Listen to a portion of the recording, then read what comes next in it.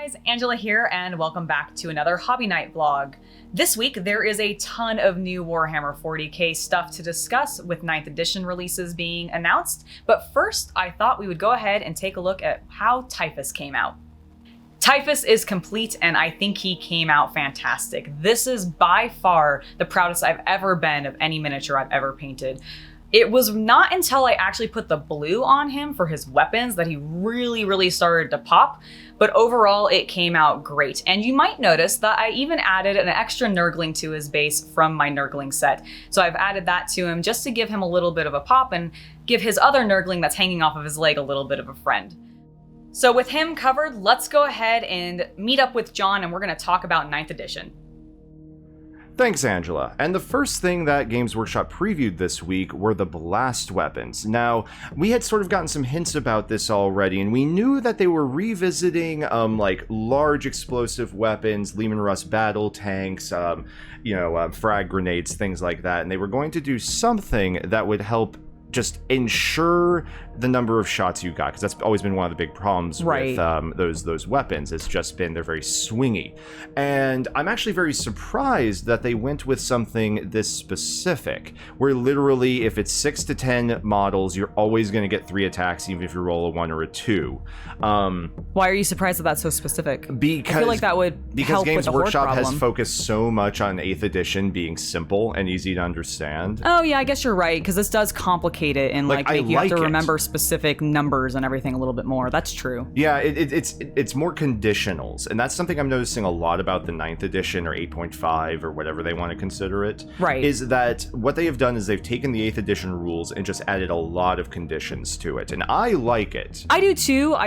I think it goes back to something I think we talked a little bit about last week, of how because 8th edition was seemingly set up to be so introductory, they're now allowing all of those people to get more into the crunch that some of the older editions had. True. By introducing all of these new nuances into the game. And I'm really looking forward to it. I'm a little worried about this particular thing, because I do tend to run a lot of hordes, so my units do tend to be larger. Yeah, I'm worried about your poxwalkers. I'm not the poxwalkers, but I like to run 7-man squads of plague marines.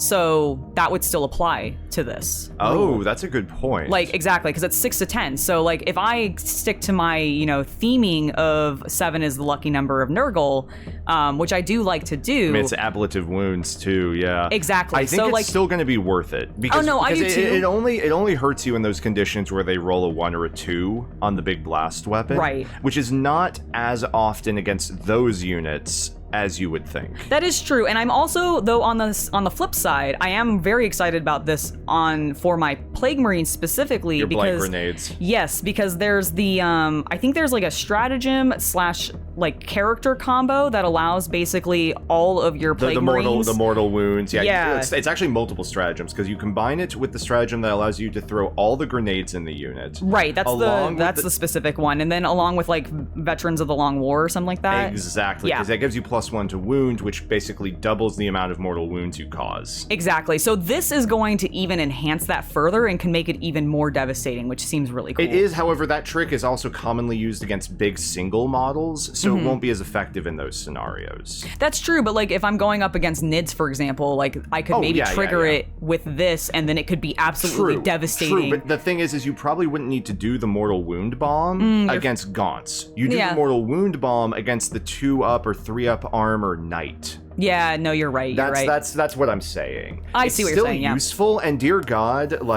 having 6 times 10, use the stratagem to throw all the grenades. Just you don't have to worry about combining it with veterans or the character if you're hitting Gaunts. Yeah, that's true. Because they're still going to be gone. Yeah, they will. Something that hasn't been clarified to me yet is whether or not this counts towards D3 weapons. I don't know how many D3 blast weapons we're going to have. There may not be any. Yeah, I don't know. But I'm thinking plasma cannons and some stuff in that era. Right. Now, the one other thing that they did add to this was the addendum that, as was discussed last week, vehicles and monsters can now shoot into melee as long as it's the melee they're a part of. Correct. But they cannot with blast weapons. Right. And this is important because, one, it means, okay, those giant cannons on the Leman Russ don't actually get to shoot at point blank, which is kind of I'm hoping they put some stratagems in there, like the all or nothing, and the guardsmen can do it. Oh, that would be cool. But they like mortal wound themselves for every time they do it. Yeah, that would be okay. I think like if you had sort of like just something that would happen as a result to the player that was doing it, I guess, for shooting into themselves, because it is kind of... Most didn't they make a point of it? It's wounds. like, you don't want to throw a bomb into yourself because it'll hurt you too. I mean, maybe they go really hardcore with it. It's like roll a d6. If you roll a 1, your vehicle explodes. You set off your own munitions stash. That would be funny. That's a very like 3rd and 4th edition. Nice. But really what I think this is going to result in is just we are going to see a lot of heavy flamers.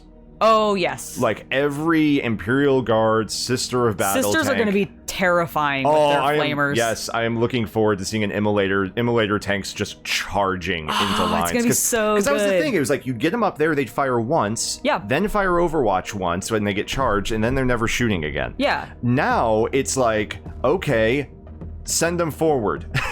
Send them forward, and then they can shoot. Yeah. They get charged. They pull back. They shoot. They can charge. It's going to be beautiful. Your Blight Haulers are going to do the exact same thing. I know. I'm very excited.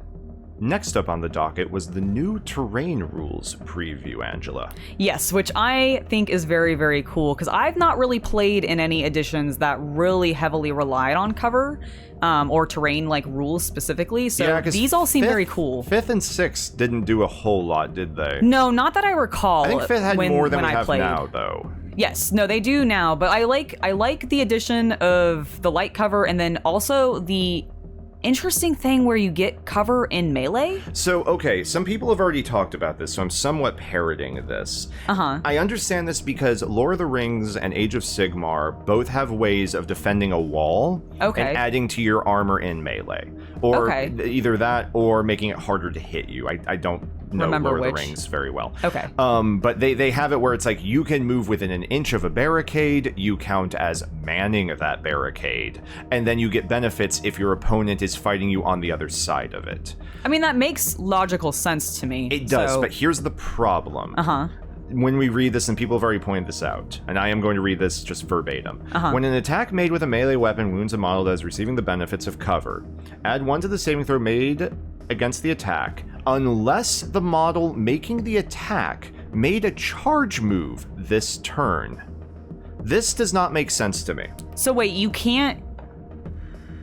So here's my so what it's I guess they're trying to imply is that a charging enemy, going bull rush and power armor right at you on this wall, the wall's not going to help.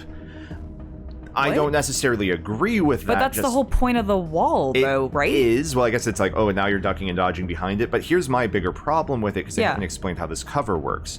If heavy cover counts as, if AoE cover, area cover, can be heavy, that means, okay, I charge you in heavy cover. You do not get a cover save because I charged into your cover this turn. When you counterattack me, I'm also in heavy cover now. I get a +1 to my armor save, but you didn't charge this turn, so it doesn't affect this. What? Yeah, that seems like it just benefits the person doing the charging. It does. Now, and it doesn't actually protect the defender. The possible solution is like, oh, well, an attacker can never get heavy cover, but then it just sort of makes heavy cover pointless because at this point, isn't like 2/3 of combat over in one round? Yeah, I mean, basically. I mean, at least where we play. Yeah, that is true. So I think this will get updated somehow. Yeah, I'm curious to see if there's like additional context to that in the actual rule book or whatever. Yes. Next up, possibly the most game-changing thing in 9th edition, the obscuring. Yeah. Now this is very interesting. Like I'm excited about this. I think it's gonna really change up how games are played. Depending on how your terrain tables are set up, yes. Yeah, it could be very, very cool. Because the main key to it is that if the terrain is over 5 inches, and seemingly it means if any piece of the terrain is over 5 inches, which is going to raise some questions, because like what if you have a big terrain piece and there's like a radio tower in the middle? But like everything else is really low. Like I'm imagining like say you had a trench, but then you had like a radio antenna sticking out of it. Right, a really tall one. Suddenly the trench would block, like line of... they're gonna have to clarify some of this. I'm sure that they will. Because that could be a problem, at least on a tournament level. But also interestingly about it is things that have 18 wounds or more, which pretty much means super heavies. Yep. Can't see past it, but things can see them. Which is very cool. I like that. I now, do too. It nerfs the ever-living hell out of knights. And I have a knight army. Yeah, it does, but like... I don't know. I feel like it still works because it doesn't make... There's a lot of things that currently happen with knights that often don't make sense. Yeah. In regards to like gameplay. Mm-hmm. And that is literally one of them of what do you mean that they can see me, but that I can't see them when I very clearly can, but they also can see me, like... It's more what it is it's the, you are a pissant human in a ruined building, you should be able to hide. Yes. And this is trying to represent that. Yes, and I think that hopefully it will, and it'll be fun.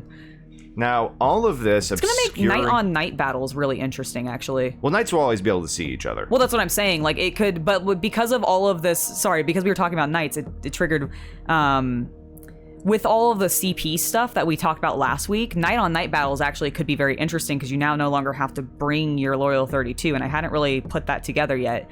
So you could actually have a pure knight army versus a pure knight army and actually have CP to do cool stratagems and fight your knights against each other. Yes, absolutely. Oh, that's gonna be cool. Now, yeah, it's going to be one of those things. You're going to do a 2,000 point battle of knights and you're going to have 12 CP. Yeah. Like, with just knights. With just now, knights. That's one of the reasons why we're seeing point costs go up, though. That is true. Because, like, what they want to make sure... I don't think they want you to take out the Loyal 32 and fit in an extra War Dog. Right. They just want you to take out the Loyal 32 and have literally the same amount of units. Right. Well, and that's fine. I'm actually okay with that because I'm like, you're not going to have that many knights, I feel like, together realistically anyways. Yeah. Like, it's just not so going to happen. So you're going to have sort of the same amount of CP you had before, but with less stuff on the board you have to manage. Yeah. Which will be nice. Yep. But going back to the obscuring and these keywords, we've only had a preview for a couple of them, but what it seems is going to happen is that right now there's going to be, I believe they said on the Twitch preview, 4 main categories of ruins. There's going to be, or not of ruins, of terrain. Yes. It's going to be hills, buildings, ruins, and obstacles. I believe so. Something I think like that was what it was. Something like that. And what will happen is each one of those will then have a set of keywords or terrain traits assigned to it. Mm-hmm. And most of these, I think, make sense. Scalable probably just means you can move vertically on it. Yep.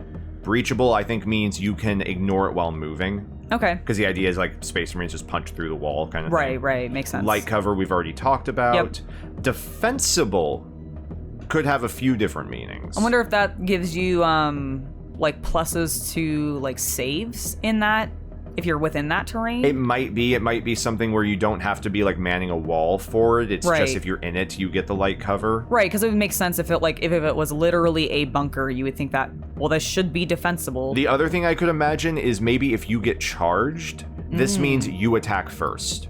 Oh, that could be interesting. You know, because you're in a defensive position, so you have that advantage. Okay. And then if we look at the armored containers, same ideas as above. Mm-hmm. It's a light cover. Scalable. Climb. Exposed position, I think, is just their way of saying, if you get shot from behind this thing, you don't get benefits. Okay, that's cool. Like, that's what I'm imagining that means. Because, like, if you're in ruins, it doesn't matter where you get shot from. You get cover. Yeah. But if you're behind an armored container, but the guy walks behind the container, you no longer get that cover. Right, because there's nothing preventing him from, like, just shooting you. Exactly. And the final thing that Games Workshop covered was a clarification about the new minimum sizes for different point values. This is something a lot of people have been upset about. My personal, and this is just my own view on it, is that this is fine. My reason behind it is I actually have a space in my home where I can play a 44 by 60 game. Yes. Whereas I couldn't quite fit... Actually, no, 44 by 60 is too large. That's the 2,000 point. I can actually play up to the 1,000 point battles in my own home now, which is very nice, and I think that'll benefit a lot of people. Yes. And the other thing about it is they've been very clear. It's a minimum.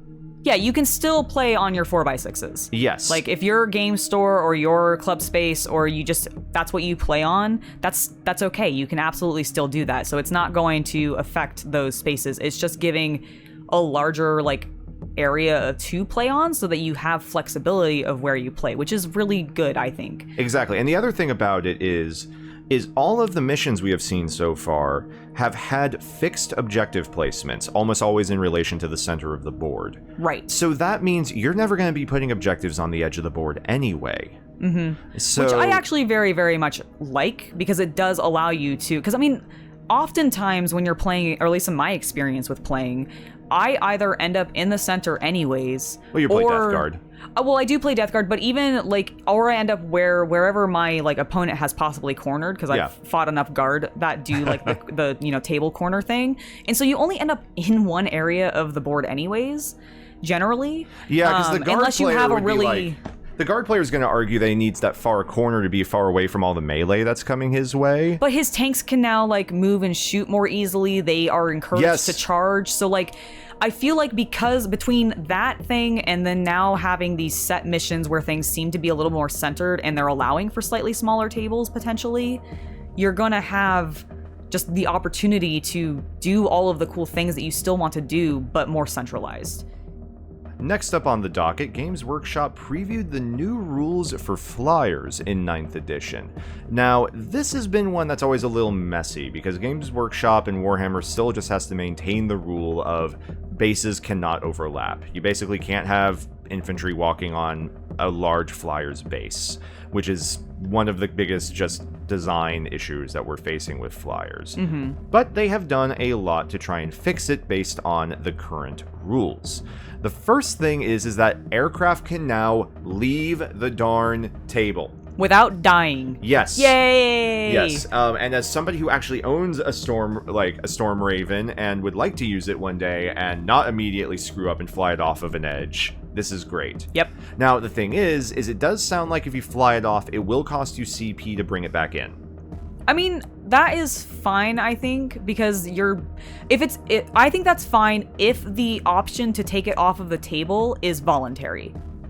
Like, if you're allowed to choose, I've decided to take my plane off this table because I want to, like, protect it or bring it back in choose to, like, fly off. Yeah, because, like, for example, we were watching a battle report recently where there was some Tau bombers. Yep. And if those did, like, a run-by, dropped their bombs, and then went off the table, and it protected the plane, and then they could come back in and drop their bombs again the next turn or something. Well, see, if you could do it, but it costs CP to do that, I think that's a fair trade of being able to voluntarily remove the miniature, but have it cost something that is a limited resource, or at least like a slow replenishable resource, to be able to use it, basically.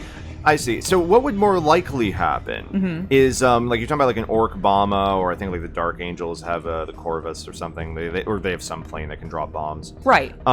Is what happens is they drop that bomb, I think, in the movement phase. Yes. So you are correct. You would get to do it, drop the bomb, and then theoretically leave the table. Right. You would not get to do it next turn. You wouldn't be able to bring them back next turn? You would be able to bring it back next turn, but you wouldn't be able to drop the bombs. Because remember, what you would be doing is redeploying on the edge. You would not be moving, technically. Right. So what you'd have to do is bomb, leave the board, re-enter the board on the next turn, and then on the third turn, when you get to move again, that's when the second bombs drop. See, I think that's even... You would have to keep them on the table for one extra turn. To do it every time. That would I think be fine, honestly, because you're still then able to make the choice, do I want to protect this plane, especially if it's gotten like hit a few times and maybe it's low on wounds, you may want to pull it off the board to like, prevent that point from being scored or something. True. Yeah.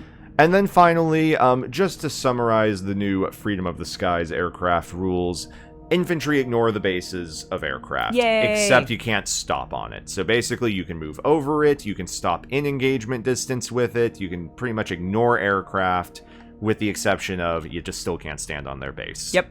So looking good. Otherwise, last bit of detail on this is that the following aircraft have had the keyword added to them. There are quite a few aircraft, quote-unquote, on this that did not receive the keyword. One of the key ones that I can remember, it's that Chaos Helldrake unit. Oh yeah, the Helldrake isn't on here. That's weird. The reason is because I think aircraft is meant to represent literally planes. Oh, he's a monster, isn't he? And he has like wings that he can manipulate and claws, and he's right. Like a giant... he's also isn't he technically a demon engine? He is a demon engine, wouldn't yes. he be a monstrous creature over a aircraft anyways? I think probably? He still has the vehicle keyword. Oh, does he? Okay. I think so. I guess maybe because he's armored. I think so, because I think he still gets things from both. Okay. But let us know down in the comments, won't you?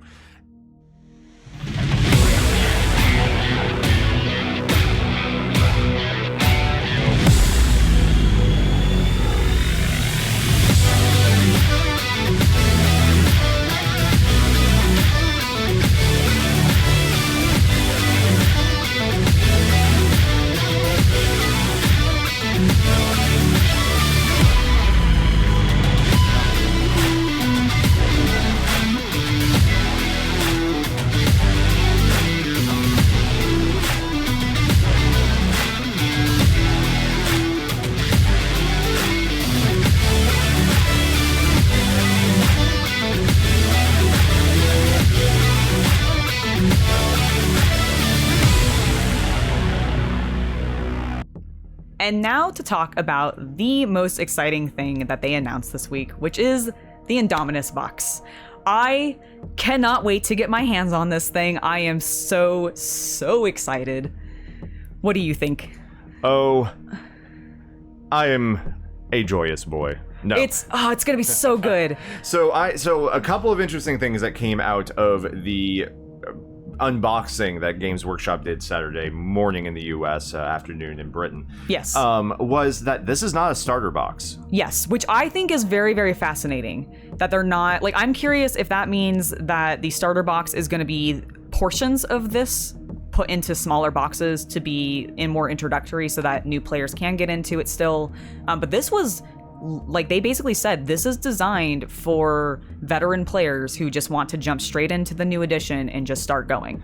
Yeah, because it's very interesting from the perspective of a Necron player, because originally I was like, this can't be a starter set. They're giving us 2 boxes of warriors, they're giving us like 3 characters. Like, don't get me wrong, Dark Imperium's a great set. This is more than they've given Dark Imperium. Oh, absolutely. I'm pretty sure it is as well.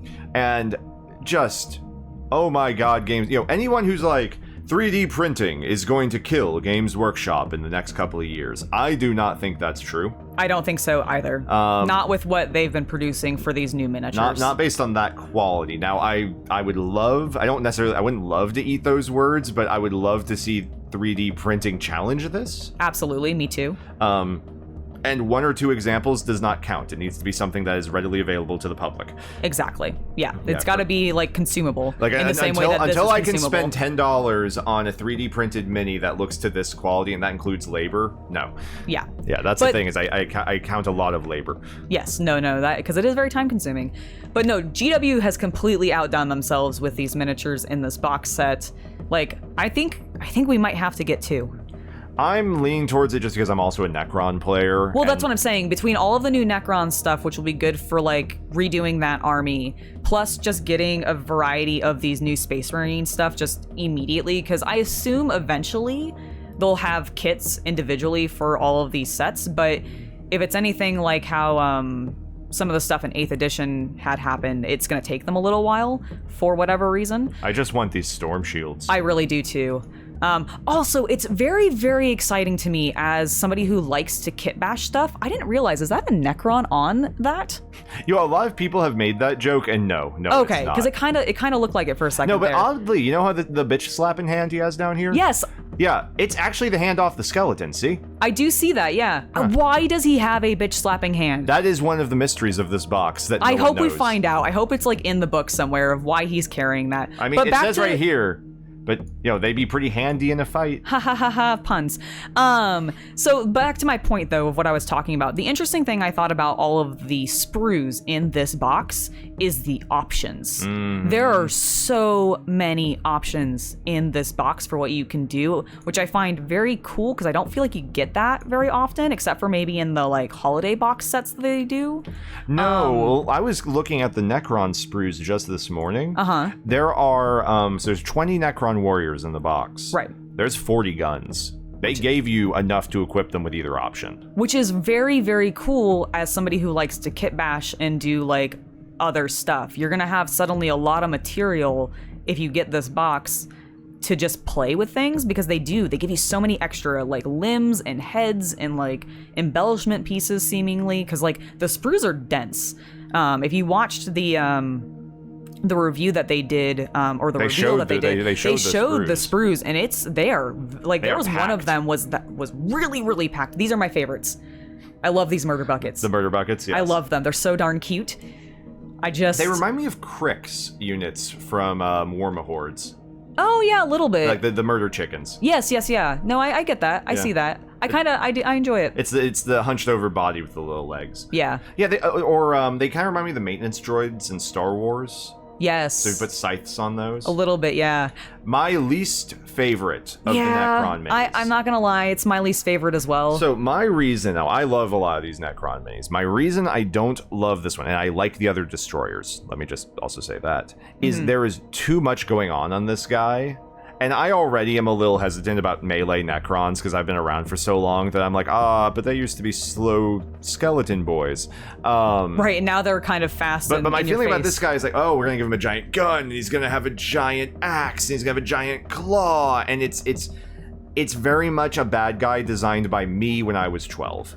My biggest complaint about it, because I kind of agree, it does kind of look like a bad guy it's that almost just like somebody Games Workshop threw might be everything making onto. this to appeal to 12-year-old boys. Oh my god, what? That's ridiculous. I know, right? My biggest thing with it is I'm like, how exactly can he wield the melee weapon sword with having that gun there? Because wouldn't he bump his gun constantly? I'm more thinking, wouldn't he cut that green cable? That's exactly. I'm like, how does he maneuver it? Because we've seen in the cool animation that they did when they announced it. He has to keep it really high, raised out of the way. I guess it would just make more sense to me if the sword arm was reversed, and so his hand was with the gun, and the bladed weapon was the other arm. Yeah, I could imagine it being like that. We could keep the gun lower too. Yeah, I don't know. It's a really weird design to me, and I don't exactly like it. When you can't understand.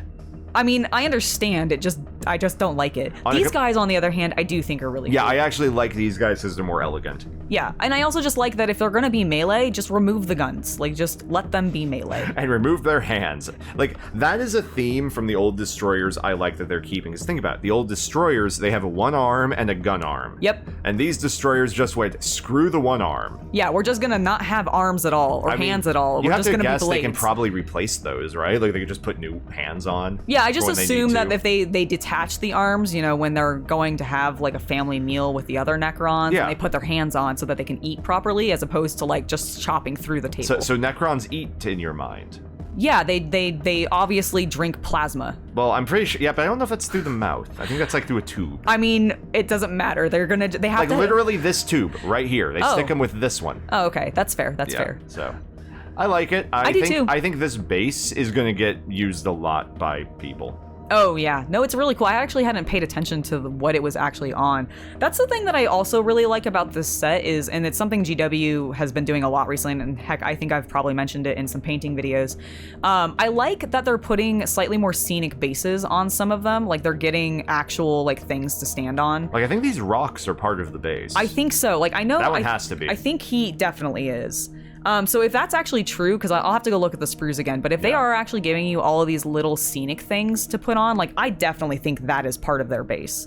So, and that's really neat to me, because it just adds all the debris that you want to kind of have on there, that is your scatter terrain stuff, it's now able to put onto your actual miniatures without taking up all your scatter terrain. And I love this design. I am admittedly one of those people, though, that seeing damaged Necrons seems wrong to me.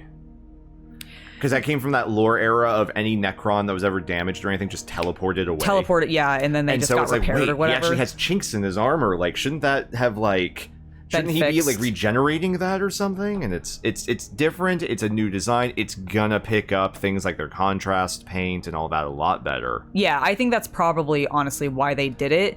I also just think that they really are trying to move into this.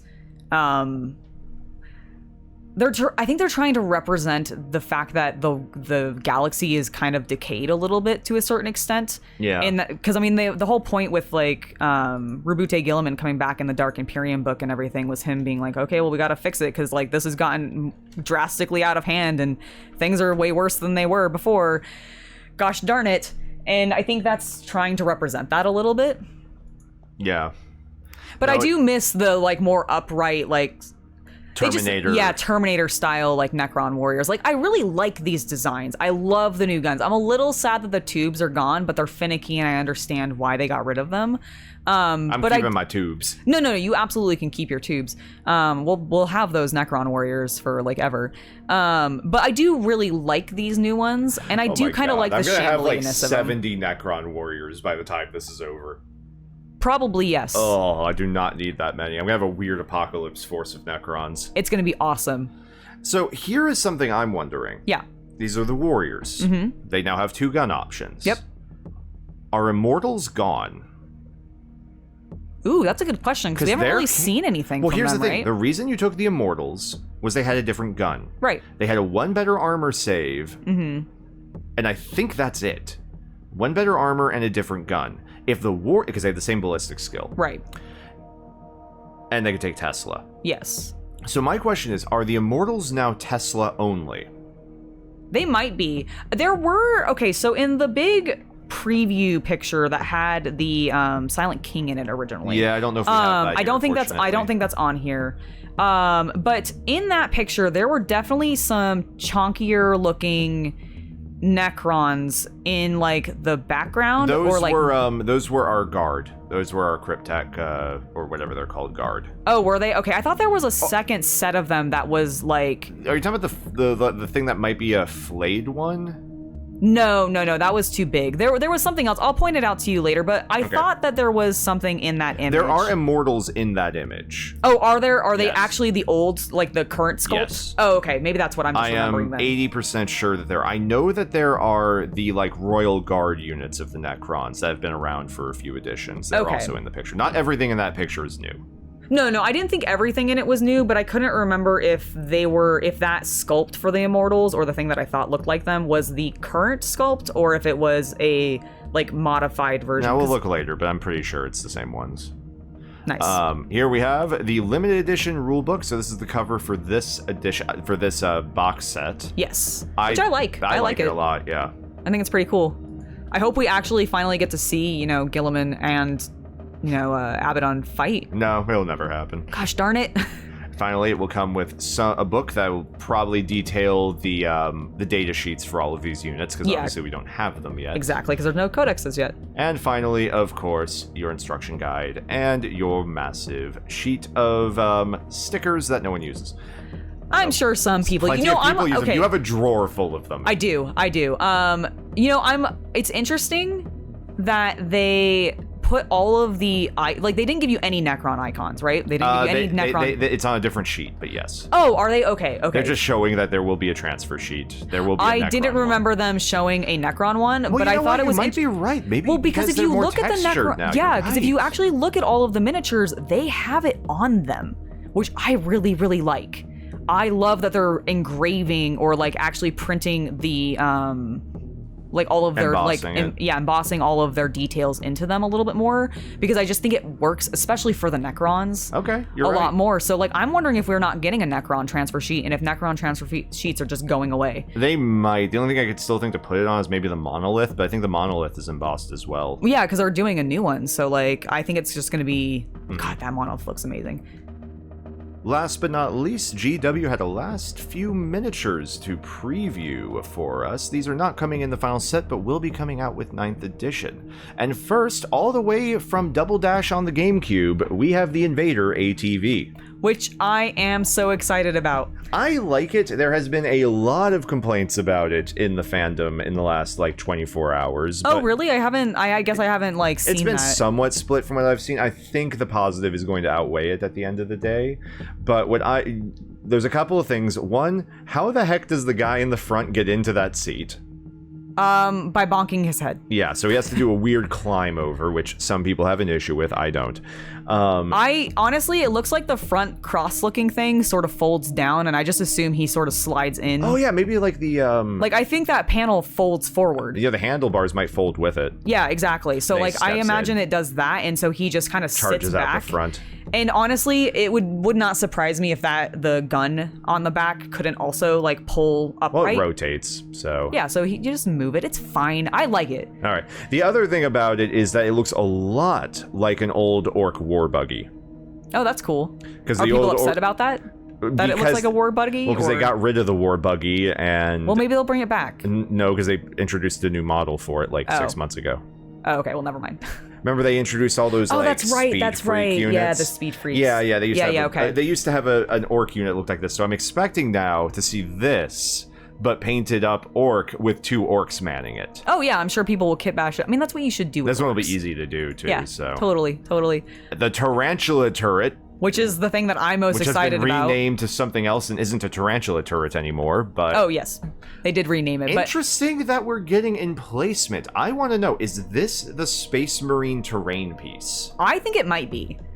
And I'm cool with that because I actually might bust out like my Crimson Fists or even run them as Imperial Fists and actually go back to Dorne for a little bit and maybe play around with some of this, because I'm really like this and the ATV and like a couple of other things. Yeah, the bikes, like all of those things. I'm excited to play Space Marines for like the first time in a while.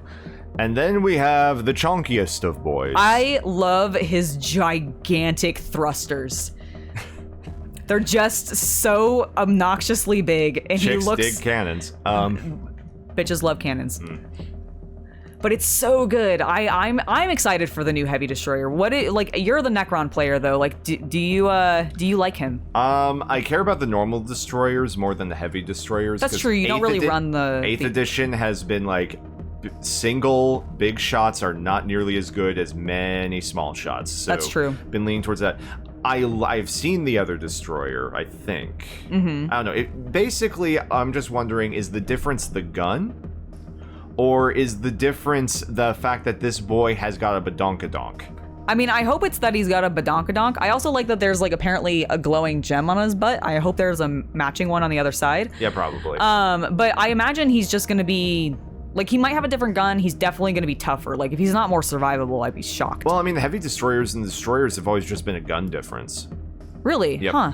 I wonder if they're going to make it more drastically different. Might be. I mean, he is a hefty because he lad. is so much... Yeah. And especially with, like, the new melee destroyers, too. Like, I feel like they need to differentiate them more. Yeah, true. Like, between the gives two. him more of a stocky frame. Exactly. So, like, I'm like, is he now, like, your Devastator destroyer? True. I think this is our Devastator destroyer. You're probably right.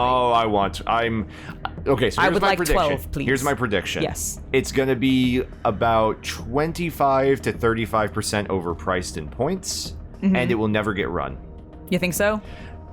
That is my prediction right now. Fair enough. Do you think, so this is kind of similar looking to the other... Reanimator.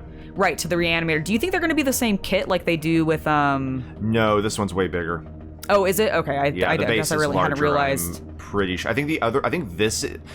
I would be surprised if this is not a Lord of War. You think it's that big, huh? I think it's a knight. Oh, okay.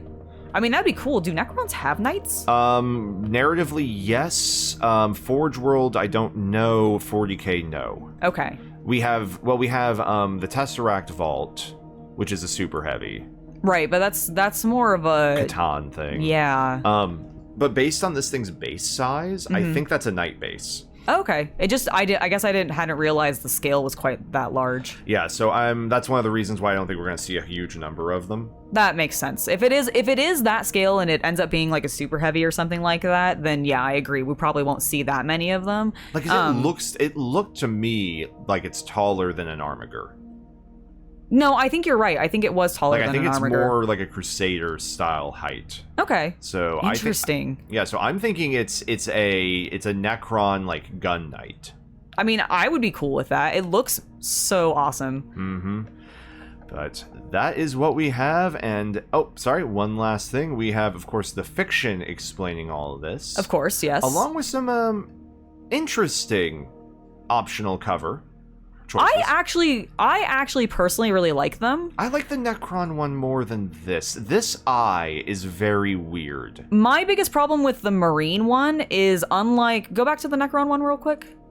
See how the Necron's colors actually contrast with the background? The Marine just blends in because his armor is the same color. Yeah, and they and just I use wish a they line had done to I wish they had done a slightly different color to differentiate it more. Like, it could still be blue, either go paler or darker. Yeah, on the background. But darker. I almost think like I would almost go actually more of like an orange actually. Like I would pull from the yellow tone and deepen it or I think something what like this that. is Games Workshop going, the book has to be ultramarine blue and the ultramarine has to be ultramarine blue. Yeah, because they're really obsessed with that color. Yeah. I don't like the fact that this lens in his eye has suddenly become an anime eyeball. It has, and this is coming from a weeb. Like, I am an anime fan, folks. Like, I'm not trying to diss it. I'm just like, my Space Marines, no. Part of me enjoys it because, like, I know that GW has been collaborating a lot with Bandai recently. Oh yeah, it is kind of like that. And I'm really wondering if that is like part of that collaboration, because if Bandai is doing a lot of Space Marine stuff, Miniature building is also, I think, pretty big in Japan still. Yeah, Gundam. Like Gundam and everything. And so if they're gonna introduce suddenly like Warhammer more heavily into that, pushing on the Japanese I think market, they may maybe. keep that a little bit, and that might be a little bit of what we're seeing here. So I am very excited about 9th edition. I hope that you guys are too. It seems like it's going to be amazing. That Indomitus box is fantastic. But I will see you guys next week, actually tomorrow, for a new painting video where I show you how I've been painting my Plague Marines. So I'll see you then. Don't forget to subscribe. Let me know in the comments what you guys think of 9th, and I'll see you next time.